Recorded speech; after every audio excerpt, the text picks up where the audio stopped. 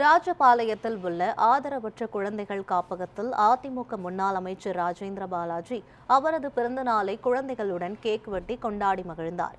விருதுநகர் மாவட்டம் ராஜபாளையத்தில் அதிமுக முன்னாள் அமைச்சரும் விருதுநகர் மேற்கு மாவட்ட செயலாளருமான ராஜேந்திர பாலாஜியின் பிறந்தநாள் விழா சிறப்பாக கொண்டாடப்பட்டது. இதன் ஒரு பகுதியாக ராஜபாளையம் பொன்னாகரம் பகுதியில் உள்ள ஆதரவற்ற குழந்தைகள் காப்பகத்தில் குழந்தைகளுடன் சேர்ந்து ராஜேந்திர பாலாஜி கேக் வெட்டி கேக்கை குழந்தைகளுக்கும் ஊட்டிவிட்டு மகிழ்ந்தார். மேலும் 100க்கும் மேற்பட்ட குழந்தைகளுக்கு புத்தாடைகள் வழங்கினார்.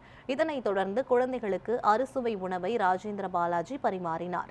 இந்த நிகழ்ச்சியில் அதிமுக நிர்வாகிகள் ஏராளமானோர் கலந்து கொண்டனர்.